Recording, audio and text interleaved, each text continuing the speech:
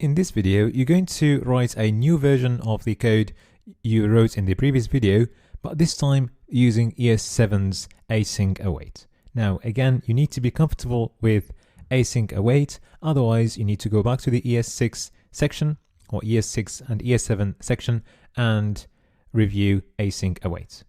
All right, so let's dive in our code. So a new version using async await. So we're going to create a function, which is going to be an async function. So let's call it f, for example. So inside this function, we're going to run the same code, but this time we're going to use await whenever we want to return a promise. So let's start with the first promise, which is that one. So we're going to await the result of this, like that. And then once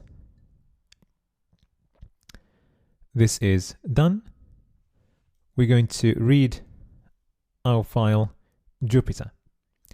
So instead of then, we will just create a variable data where we're going to wait for the output of await this.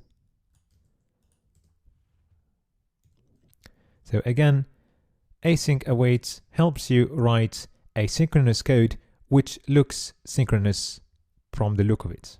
So this is still asynchronous code. You're going to wait for the result of this and then store it inside data.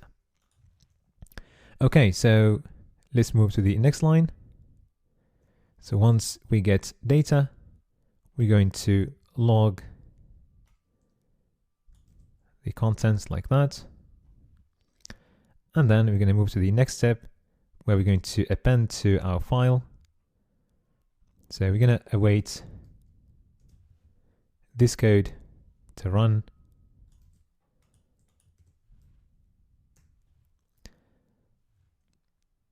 And then we're going to set data again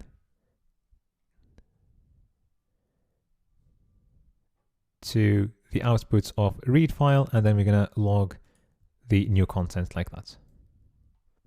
Okay, so now once you write code like this, you need to run the function f and then catch any errors like that. So we're going to pass to the catch method the same code we passed to that method earlier. So basically it's actually the same catch method. Okay, so let's run our code and see how it goes. So to start, I'm going again to change the content of Jupyter just to see the changes. So let's run our code. And before doing that, let's comment the previous code.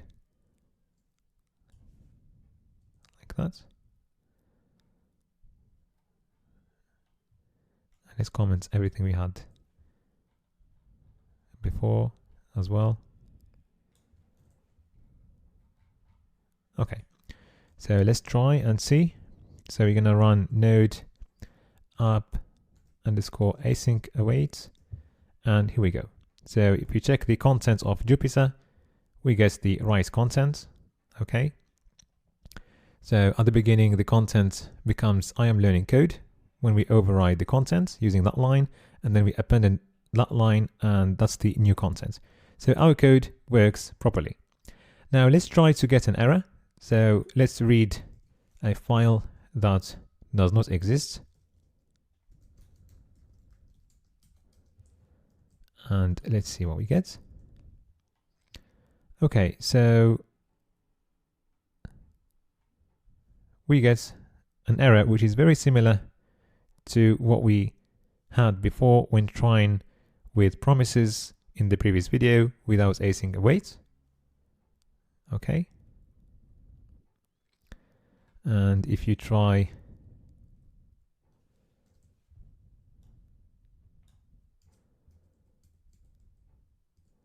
on this line instead, you get the same error. All right, perfect. So in the next video, you're going to get introduced to a few more methods, a few more useful methods in the FS module of Node.js.